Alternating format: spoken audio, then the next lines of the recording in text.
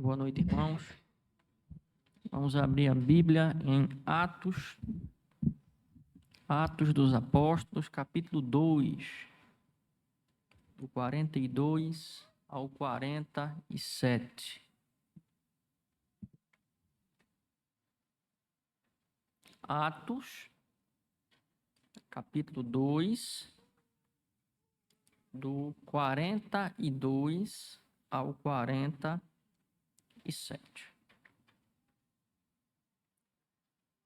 E perseveravam na doutrina dos apóstolos e na comunhão, no partir do pão e nas orações. Em cada alma havia temor, e muitos prodígios e sinais eram feitos por intermédio dos apóstolos. Todos os que creram estavam juntos e tinham tudo em comum. Vendiam as suas propriedades e bens, distribuindo o produto entre todos, à medida que alguém tinha necessidade. Diariamente perseveravam unânimes no templo, partiam pão de casa em casa e tomavam as suas refeições com alegria e singeleza de coração, louvando a Deus e contando com a simpatia de todo o povo. Enquanto isso, acrescentava-lhes o Senhor dia a dia os que iam sendo salvos. E ao presbítero Osmar, que ore a Deus nesse momento, pedindo que Deus nos ilumine na ministração da sua palavra.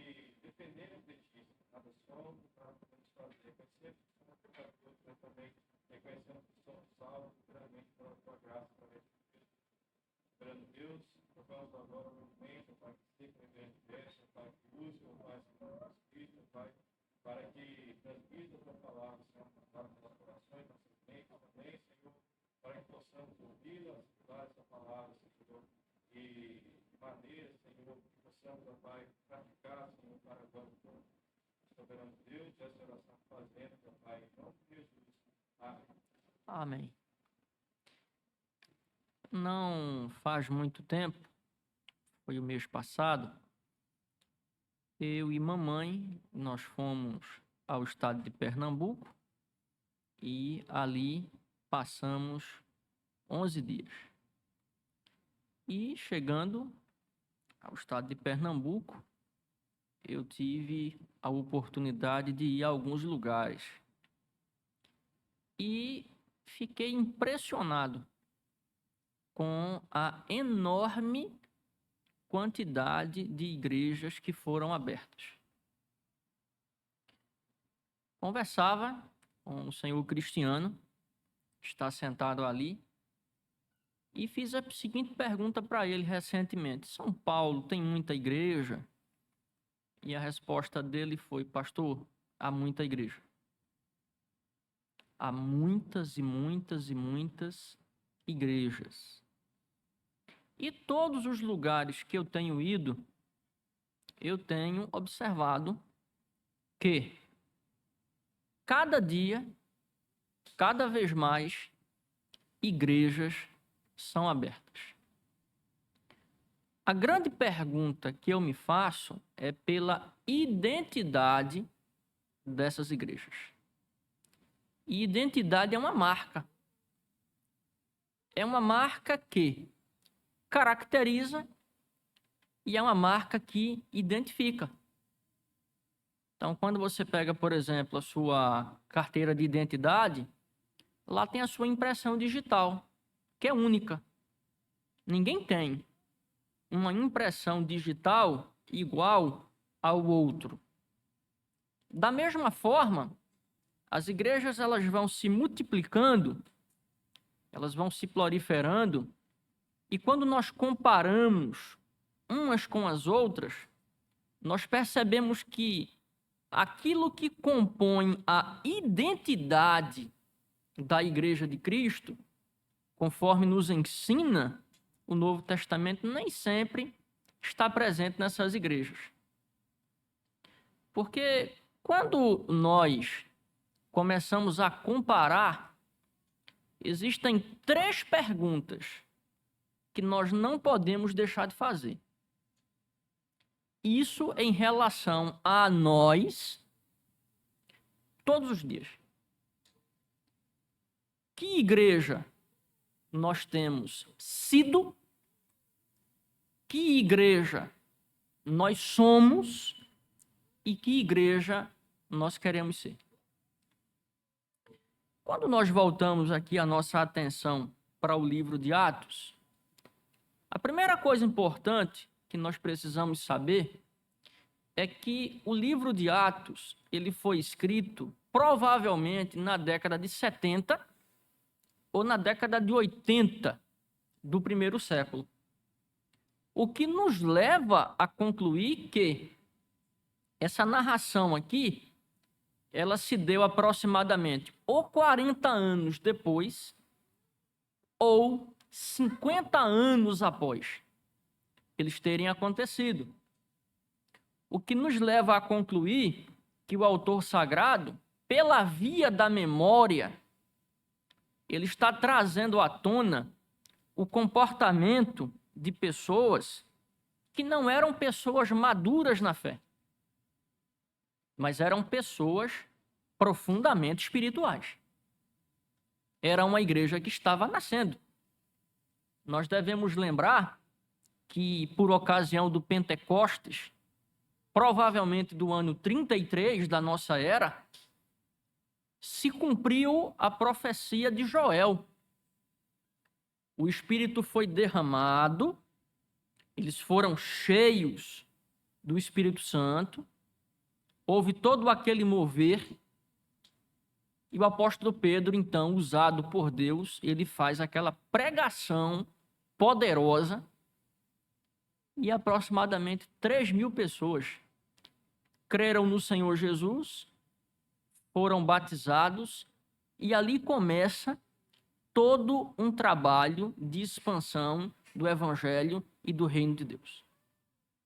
Então, uma igreja que estava ali no seu nascedor. Hoje se fala muito em plantação de igreja. Vamos plantar igreja. Vamos plantar igreja. Vamos plantar igreja.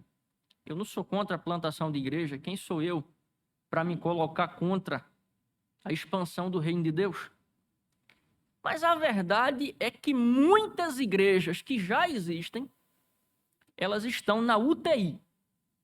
E elas precisam literalmente de revitalização. E se por um lado nós não podemos desejar ou intentar repetir um fenômeno histórico como esse, no mínimo, a gente pode procurar se espelhar e a gente pode pedir que Deus nos dê a graça do avivamento para que nós possamos olhar para essa igreja que estava nascendo e pedir que Deus nos faça crentes e igrejas tão espirituais quanto esses irmãos aqui. Porque as características que aparecem aqui, nesta igreja aqui, como eu costumo dizer, estava vivendo a experiência do primeiro amor, são características que sinalizam, de fato, a presença do Espírito Santo e uma espiritualidade que nós desejamos, ou que nós devemos desejar nutrir. Ora, o texto nos diz que esses 3.000 que foram batizados, eles desenvolveram certas práticas que nos ajudam a responder as perguntas que eu fiz. Que igreja temos sido? Que igreja nós somos? E que igreja nós desejamos ser? E vou dizer mais, nós podemos até particularizar essas perguntas. Que tipo de cristão eu tenho sido? Que tipo de cristão eu sou? e que tipo de cristão eu quero ser. Porque, na verdade, tudo isso vai definir a minha identidade. Aquilo que sinaliza, aquilo que manifesta a minha fé e a minha espiritualidade enquanto servo de Deus. Já no versículo 42, nós vamos ver que aquela igreja, ela era uma igreja perseverante. Mas ela perseverava em quê? Ela perseverava na doutrina dos apóstolos e na comunhão, no partir do pão e nas orações. E vejam que o autor sagrado, ele usa aqui a expressão e perseveravam. Ele está fazendo referência a quem? Àqueles que haviam se convertido por ocasião da pregação do apóstolo Pedro. Eles são tocados pelo Espírito de Deus, eles são mobilizados pelo Espírito de Deus. O Espírito de Deus gera a fé e o arrependimento nos seus corações. E eles professaram Cristo como Senhor. E foram batizados para a remissão dos seus pecados. E agora, que eles estavam na igreja, eles estavam agora se exercitando a partir de quê? A partir de disciplinas espirituais. Sendo a primeira delas o apego à doutrina dos apóstolos. A gente não precisa caminhar muito. Basta que você abra a sua Bíblia aí no capítulo 6 do livro de Atos, quando o apóstolo Pedro, na verdade é um dos 12, perdão, vai dizer no versículo 2, então os 12 convocaram a comunidade dos discípulos e disseram: não é razoável que nós abandonemos a palavra de Deus para servir às mesas. Aí ele manda que eles escolham 7 homens e diz no verso 4: e quanto a nós, nos consagraremos à oração e ao ministério da palavra. Eles já estavam fazendo isso. O que isso nos leva a concluir? Que lá eles estavam ensinando e estes que perseveravam na doutrina estavam atentamente recebendo a doutrina que lhes era ensinada. O que nos leva a concluir também que essa necessidade, ela permanece, ela perdura ainda hoje. E Deus tem levantado homens vocacionados, Deus tem capacitado esses homens, Deus tem derramado da sua graça e os tem investido de autoridade para que eles continuem ensinando a sã doutrina, a doutrina apostólica. A pergunta é: será que as pessoas que recebem a doutrina apostólica estão dispostos a ouvir e a perseverar nela? Por isso que eu falei sobre a proliferação de igrejas. Pastor, o senhor é contra a proliferação de igrejas? Eu sou contra a proliferação de igrejas que não ensinam a doutrina apostólica. Sabe por quê? Porque Lutero disse que quando essa doutrina apostólica ela não é ensinada, ela pode proceder da boca de quem quer que seja. É veneno sendo destilado para o povo. Então Deus, ele tem chamado e ele tem erguido pastores e presbíteros e dado a eles a responsabilidade de ensinarem a doutrina apostólica. Mas ele tem dado também esse imperativo que aqui está. A responsabilidade aos crentes de, sendo alimentados, receberem a doutrina e perseverarem nela. E aí você vê o que anda sendo ensinado, propagado, divulgado, de sorte que as pessoas começam a viver uma espiritualidade superficial. Por outro lado, Deus continua mantendo o seu remanescente. O evangelho tem sido ensinado, a doutrina apostólica tem sido ensinada e Deus tem preservado igrejas onde os crentes mantêm uma fé vicejante, porque recebem a doutrina e transformam isso em prática diária. Eles reverberam, através das suas vidas, a doutrina que receberam, a doutrina que têm recebido. E essa doutrina, ela uma vez instalada em nós, ela uma vez tendo entrado e tendo feito morada, é ela quem vai dizer aqui, ó, e na comunhão. O que é a comunhão? A comunhão é a consciência de que nós fazemos parte da mesma família. Nós fomos para o presbitério. Eu trabalhei de manhã numa comissão e à tarde eu não fazia parte daquela comissão, mas fui chamado a comparecer até para acompanhar uma comissão que tinha como relator um amigo.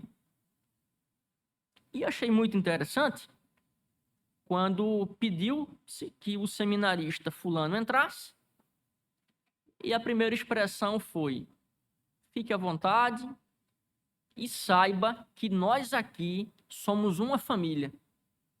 Nós somos um corpo. Isso foi muito importante, porque era um momento solene, era um momento de exame, era um momento de se arguir o candidato, mas foi dito a ele: você aqui está entre irmãos, nós somos uma família. Ou seja, a consciência de que nós estamos unidos.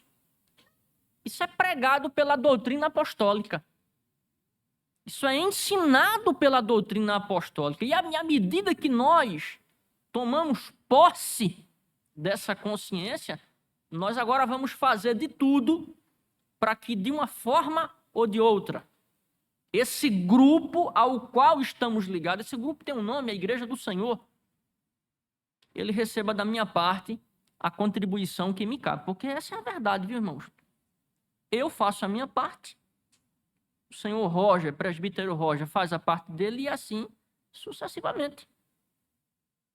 Na Igreja de Cristo, nós trabalhamos conjuntamente. Veja que a expressão aqui é e perseveravam. E você quer ver outra coisa? No versículo 46 diz mais: diariamente perseveravam unânimes. Unânimes. O que o autor sagrado está dizendo aqui? Eles nutriam uma mesma mentalidade. Eles estavam cientes das mesmas necessidades. E eles assumiam as mesmas responsabilidades, entendendo que era necessário proceder dessa forma. Para quê? Para que não houvesse uma fragmentação do grupo que estava nascendo. Olha só, uma igreja que está nascendo, se ela nasce cheia de problemas, a tendência é que ela venha literalmente a se esfacelar. Mas aqui, eles optaram pelo princípio da unidade e, se valendo do princípio da unidade, perseveravam aí na doutrina dos apóstolos e na comunhão. E aqui nós não podemos, sob hipótese alguma, ignorar o papel importantíssimo que os apóstolos tiveram. Porque o nosso Senhor ascendeu e ele disse a eles: olha, vocês vão continuar.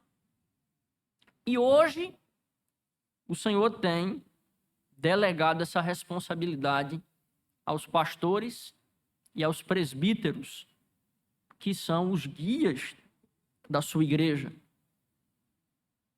Então nós vamos continuar ensinando. Nós vamos perseverar nessa nota. Pode até ser que alguém diga assim, mas pastor, parece o samba de uma nota. Né? Lembram lá do samba de uma nota de Tom Jobim? Eu digo, mas o samba de uma nota não é tão bonito, né? Não é tão aprazível aos ouvidos? Não é tão deleitável para a nossa alma? Pode até ser o samba de uma nota, mas é um samba de uma nota que nutre a alma, alegra o coração, motiva o nosso interior e nos faz glorificar a Deus. Aí ele diz, no partir do pão e nas orações. Eu compartilho da ideia que alguns têm de que o partir do pão aqui tem a ver com o sacramento da ceia. Ou seja, os apóstolos que foram treinados e ensinados por Cristo transmitiram àquela igreja a consciência da necessidade de nós partilharmos dos meios de graça, dentre os quais dos sacramentos, dentre os sacramentos, o sacramento da ceia. E nós ouvimos hoje tantas coisas sobre a ceia do Senhor. Foi perguntado ontem a um seminarista qual é a concepção que a teologia reformada tem quanto à ceia do Senhor. E isso é importante, irmãos, porque quando eu ingressei na igreja, eu lembro que os irmãos, até mesmo aqueles que tinham certa negligência com relação à frequência na igreja, eles atentavam para a data da ceia. E faziam de tudo para não perder. Hoje parece-me que esse respeito, essa reverência, que já se nutriu em relação ao sacramento, parece que ele está se desfazendo. E deliberadamente eles se afastam da mesa, se esquecendo que trata-se de um meio de graça e que, portanto, é para o proveito da nossa fé e a edificação da nossa fé. Oração, né? Tivemos a semana passada a Semana Mundial de Oração. Boa parte das igrejas no seu calendário fizeram de maneira presencial ou de maneira online, né, ou em grupos familiares, a Semana Mundial de Orações. Então, essas características aqui, elas devem fazer parte da nossa identidade. Não adianta a gente dizer que é igreja, que a gente serve a Deus, que a gente tem compromisso com Deus, que a nossa vida espiritual, ela é uma vida espiritual vicejante, se isso aqui não é parte dela. Porque doutrina apostólica tem a ver com leitura bíblica. Comunhão tem a ver com a forma como a gente se relaciona. Partir do pão da mesma forma. A oração tem a ver com exercício devocional. Eu acho muito interessante o regimento interno do presbitério. Ele diz uma coisa linda. Toda sessão ela começa e finda-se com oração. A gente vai fazer uma pausa? Oração. A gente vai retomar? Oração. E isso tem que nos identificar. Quando eu era seminarista, eu já dizia isso. Nós somos conhecidos como uma igreja que preza muito pela erudição, pela formação teológica, pela carga teológica. Mas a pergunta é a seguinte: nós também não deveríamos ser conhecidos como uma igreja que ora? Eu gostei de uma fala do reverendo Nivaldo, na comissão de exame de candidatos, quando ele perguntou para o rapaz lá se ele tinha joelhos, se ele tinha calos nos joelhos. Ele perguntou. E o irmão disse: eu não tenho, não. Ele disse: então tá aí. Um bom exercício, uma boa meta para você durante a sua vida ministerial. Comece a fazer calos nos seus joelhos, comece a gastar mais tempo orando. Crie o hábito de orar de joelhos, é uma forma de quebrantamento diante de Deus. Não que quem ore de outra forma, em pé, sentado, seja lá como for, não esteja quebrantado. Mas orar de joelhos é uma forma também, bíblica, inclusive. Então, nós precisamos ter como marca identitária também essas marcas aqui. E se não temos, temos que fazer aquilo que Cristo disse à igreja de Éfeso lá no Apocalipse. Voltar para o primeiro amor. Voltar para as primeiras práticas. O texto diz: em cada alma havia temor. E muitos prodígios e sinais eram feitos por intermédio dos apóstolos. Todos os que creram estavam juntos e tinham tudo em comum. Aí vem o X da questão. Por que a proliferação de tantas igrejas? O texto bíblico está respondendo aqui, porque eles não têm tudo em comum. Porque eles não têm uma mesma mentalidade. Porque nem sempre estão comprometidos com os mesmos princípios. Lembra que eu falei aqui, semana passada, que eu já fiz parte do clube? Eu já fiz parte do clube. É aquela pessoa que vai à igreja, lá, e não é crente ainda. Ele não se converteu ainda. Ele não está entendendo que papel ele tem que exercer no corpo de Cristo para que essa identidade seja formada nele. Aí você vê, o cara sai de uma igreja, sai de outra, e vai abrindo, e vai abrindo, e vai abrindo, e vai abrindo. E é essa proliferação. E no final das contas a gente fica se perguntando, tem tanta igreja. E o impacto dessas igrejas na sociedade? E o impacto dessas igrejas na vida dos crentes? O cara entra e sai da mesma forma. Porque deixa eu contar uma coisa para os irmãos. Eu estou falando de pessoas crentes. Estou falando de pessoas convertidas. Era impossível um crente ele conviver com Paulo e ele não ter sua vida impactada. Era impossível ele conviver com Pedro e ele não ter sua vida impactada. Sabe o que acontecia aqui? Havia unidade. Os apóstolos estavam unidos. A igreja via a sua liderança unida. E essa igreja seguia os passos da sua liderança. Então, essa marca identitária aqui, que nós estamos vendo aqui, ela era vivida e ensinada pela liderança. Então, vamos orar pelas nossas lideranças.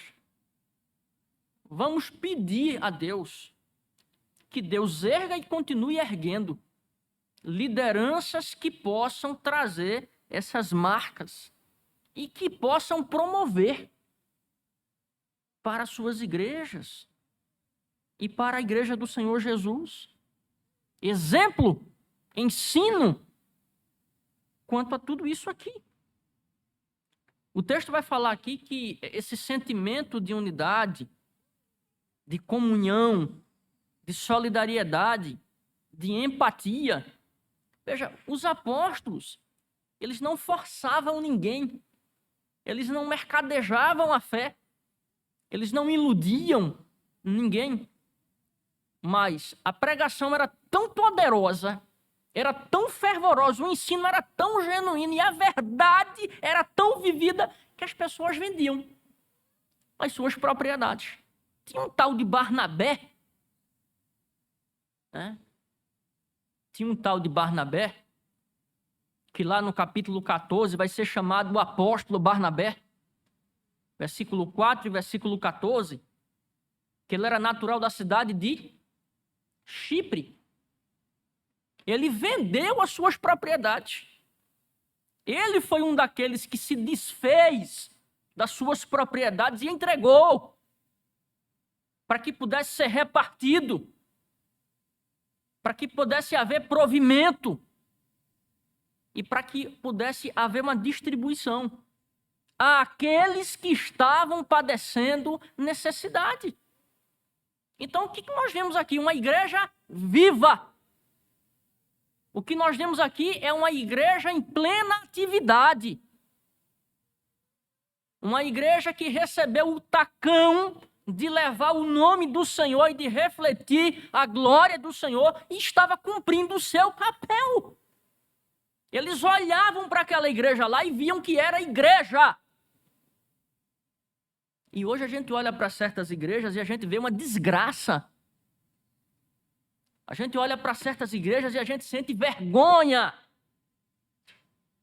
Porque as características que são exaladas é de qualquer coisa, menos de igreja. E vamos abrir os olhos. Vamos manter os nossos olhos espirituais bem abertos. Palavra de Paulo. Quem pensa estar de pé, cuide para que o quê? Para que não caia. Isso aqui é um alerta. Nós devemos não apenas receber o ensino, mas nós temos que perseverar. Nós temos que casar a nossa alma com Cristo e com esse princípio aqui. Eu vou perseverar na doutrina, na comunhão, no partir do pão, na comunhão com os irmãos.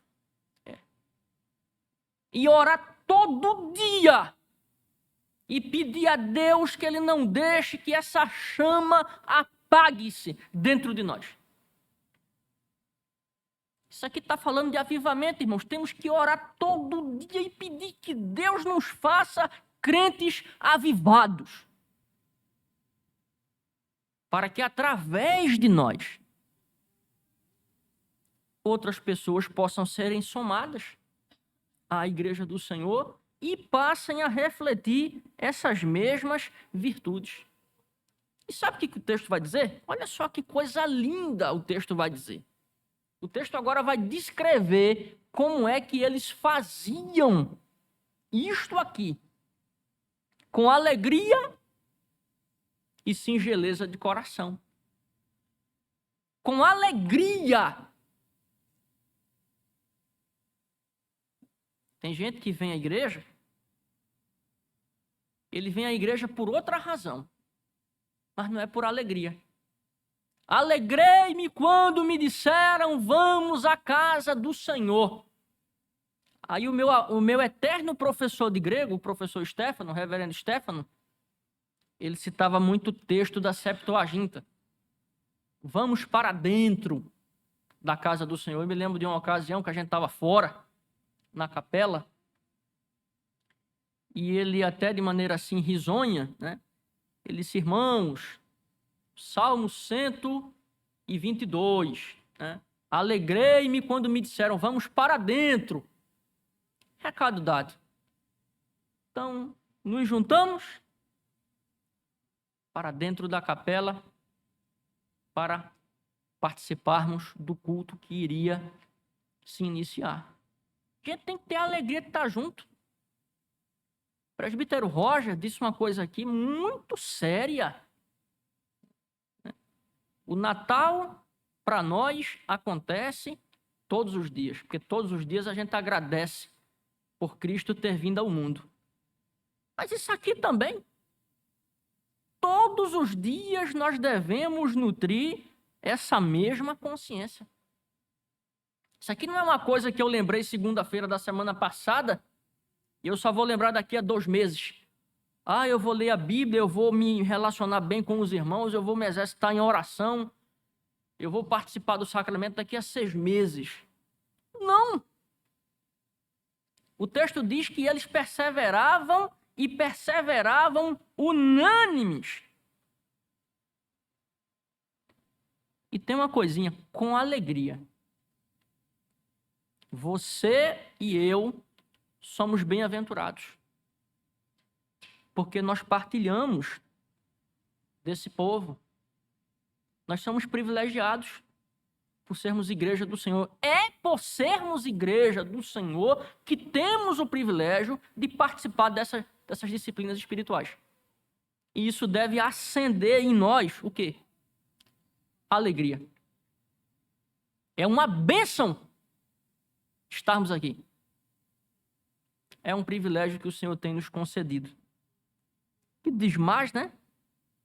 Louvando a Deus e contando com a simpatia de todo o povo. Olha só, como é que essa alegria ela se capilariza? E louvando a Deus, bendizendo o nome do Senhor. Quando eu vejo essa expressão aqui, eu só me lembro dos cânticos de romagem, quando eles iam peregrinando para Jerusalém, e eles iam o quê? Louvando o Senhor. Vejam que tudo aqui é coletivo. Tudo aqui está no plural. Tudo aqui denota uma consciência coletiva. E o final do texto, que para mim é a coisa mais importante, irmão Rogério, a coisa mais importante aqui é o final. Porque o final mostra o seguinte: uma igreja avivada, uma igreja que tem a sua identidade marcada por esses exercícios espirituais, que faz com alegria, que faz para o louvor da glória do Senhor. O texto diz: enquanto isso,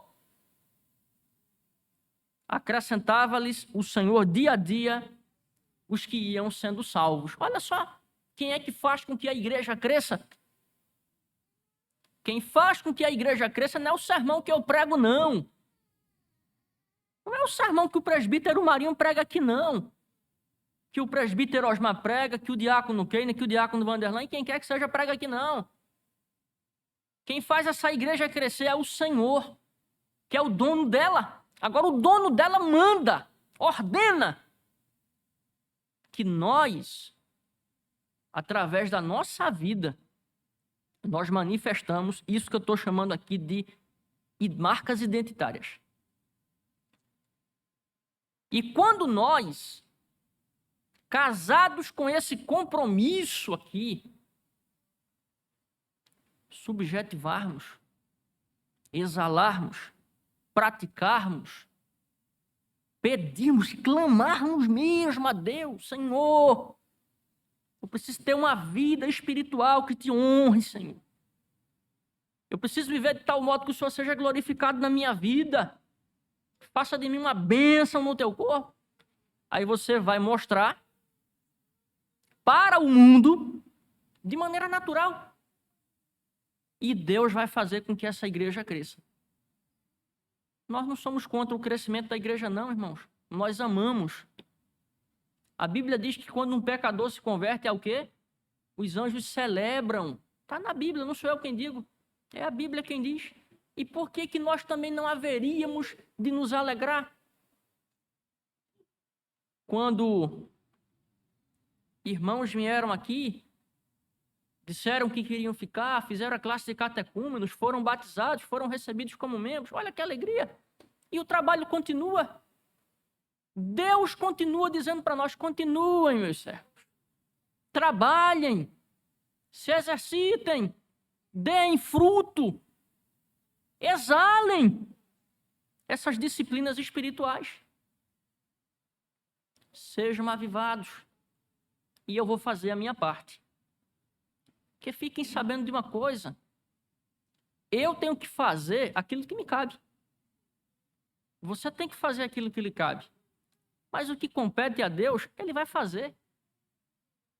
E sabe o que a Bíblia tem nos mostrado?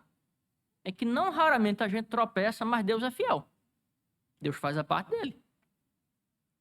E aí a gente tem que orar para que Deus nos capacite, para que nós façamos a nossa parte. Repito, não devemos pedir que Deus venha a repetir um fenômeno histórico. Mas nós podemos pedir que, tal como Deus capacitou aqueles irmãos, Ele possa nos capacitar. Da mesma forma que Deus os ergueu, que Deus possa nos erguer. Da mesma forma que Deus os usou, que Deus possa nos usar. E que nós sejamos instrumentos nas mãos de Deus para que a igreja cresça, para que o reino se expanda e, principalmente, isso é o mais importante, para que Deus seja glorificado através de nós. Uma igreja que ela olha para essas marcas aqui e ela diz assim: nós precisamos viver essas marcas, e ela vive essas marcas, ela constrói uma identidade, é uma igreja que glorifica a Deus. Uma igreja que olha para essas marcas e as despreza é uma igreja fadada a duas coisas.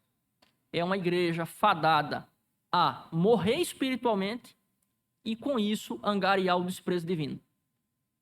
Vamos lembrar lá das igrejas do Apocalipse. Cada uma delas recebeu um alerta. E o alerta era muito simples. Ou vocês mudam, ou vocês vão fechar. Mudaram por algum tempinho. Terminaram fechando. Que Deus nos guarde, que Deus continue abençoando essa igreja. O ano passado, nós tivemos o privilégio de celebrar 114 anos que o Senhor tem abençoado esta igreja. Que venham mais 114. Que venham mais tantos anos quantos Deus, ele permitir que esta igreja, ela experiencie. Mas que esses anos venham e que com eles venham também o sentimento e o desejo de ser uma igreja que honra a Deus e que olha para essas marcas e que pratica essas marcas para a glória de Deus. Que Deus nos abençoe. Mas agora vamos participar da celebração do sacramento. Eu vou chamar aqui o liturgo do culto, o presbítero Roger, presbítero Marinho, presbítero Hidalto, presbítero Osmar e o presbítero Paulo. Vou dar o presbítero Leandro, que irá ao piano executar, como sempre tem feito, de maneira hábil.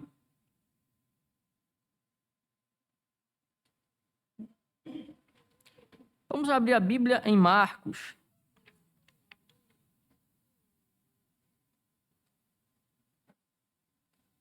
Marcos, o Evangelho de Nosso Senhor, capítulo 14, já está na tela. Versículo 22 ao 26. E enquanto comiam, tomou Jesus um pão e, abençoando-o, o partiu e lhes deu, dizendo: tomai, isto é o meu corpo. A seguir, tomou Jesus um cálice e, tendo dado graças, o deu aos seus discípulos, e todos beberam dele. Então lhes disse: isto é o meu sangue, o sangue da nova aliança derramado em favor de muitos. Em verdade vos digo que jamais beberei do fruto da videira, até aquele dia em que eu hei de beber novo no reino de Deus.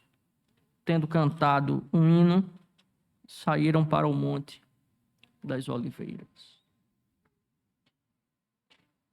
Este é o sacramento, como se diz na teologia reformada, do corpo e do sangue do Senhor.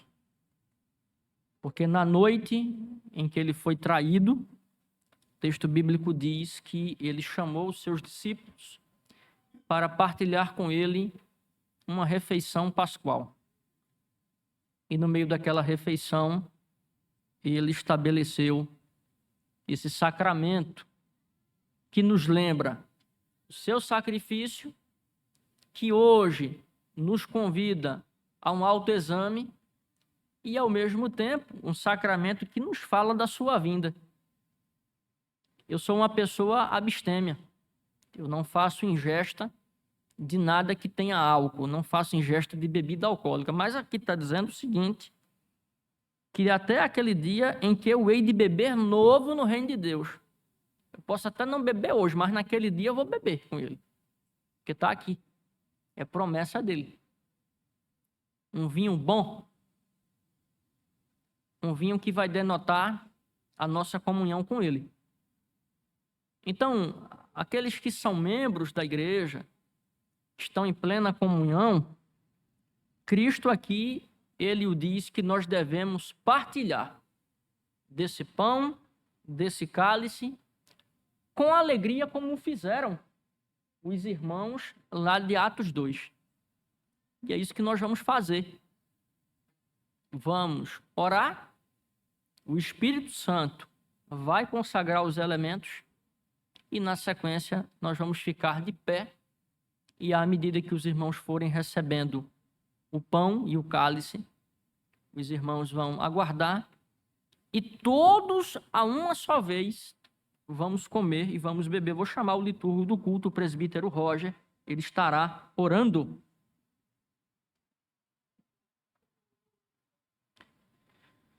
Senhor nosso Deus, nosso Pai, toda a honra, toda a glória seja dada a Ti, Senhor. Somos gratos, Senhor, por mais um dia que o Senhor nos concede, Senhor. Agora, Senhor, onde iremos, Senhor, participar da ceia do Senhor, Senhor, onde relembramos, Senhor, o Teu sacrifício, Senhor.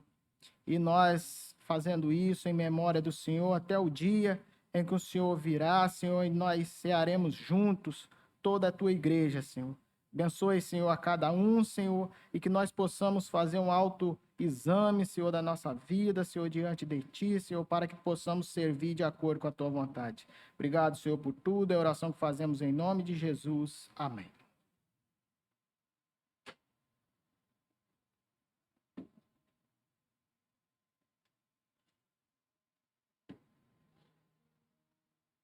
Podem ir? Podem ir. E diz a Bíblia, irmãos, que não só vamos beber do vinho novo. Lá em Apocalipse diz que o vencedor também comerá do maná escondido. Promessa do Senhor Jesus. Vamos nos assentar no trono com Ele. Promessa do Senhor Jesus. Cada igreja que o Senhor Jesus, ele mandou uma carta para ela, são 7, ele fez uma promessa. Ao que vencer, ao que perseverar, ele daria, como o dará, porque ele não mente, uma recompensa. Todos os irmãos pegaram dos 2 emblemas. O texto bíblico diz: o pão aponta para o corpo do Senhor, que seria entregue e pregado na cruz. Comamos com gratidão, irmãos.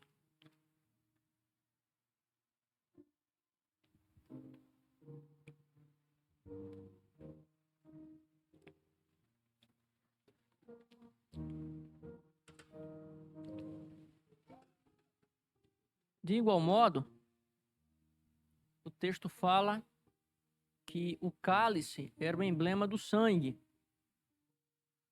Sangue que seria vertido para a nossa justificação. Bebamos com gratidão.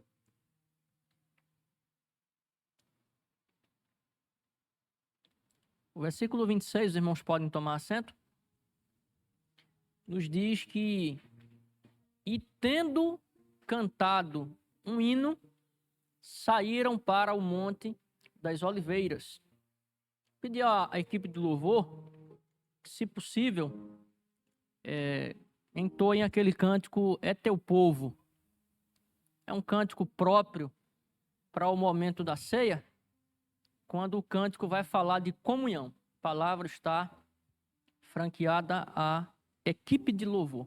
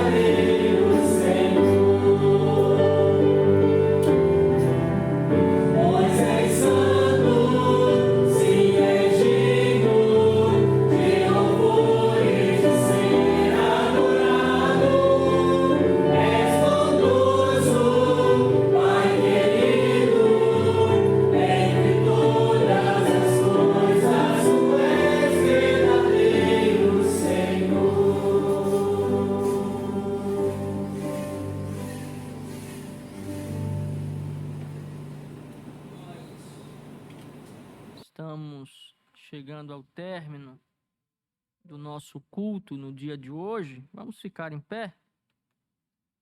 Eu vou pedir ao presbítero Marinho que faça a oração final. Eu estarei impetrando a bênção e logo após nós iremos recitar o tríplice amém.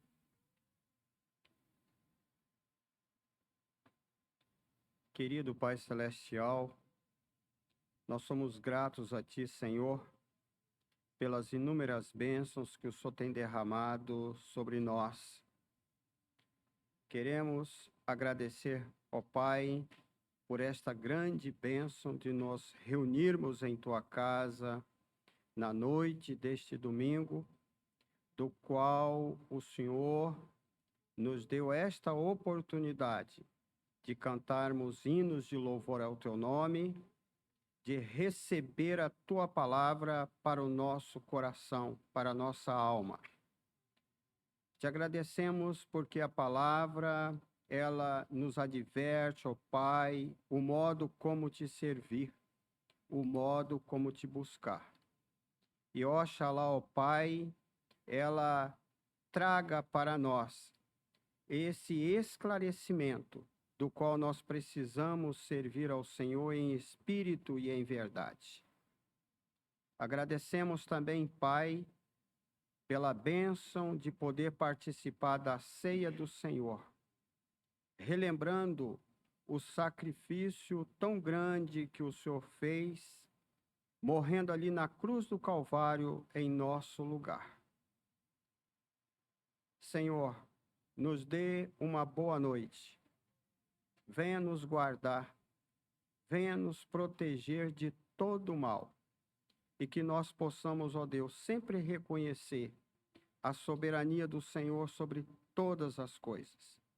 É a oração que nós fazemos na mediação de Cristo Jesus, o nosso Salvador, hoje e para todo sempre. Amém. Recebei a bênção, irmãos. Que o Senhor vos abençoe e vos guarde. Que o Senhor faça resplandecer o seu rosto sobre vós e tenha misericórdia de vós. E que o Senhor sobre vós levante o seu rosto e vos dê a paz. E que assim vos abençoe o Senhor, em nome do Pai, do Filho e do Espírito Santo.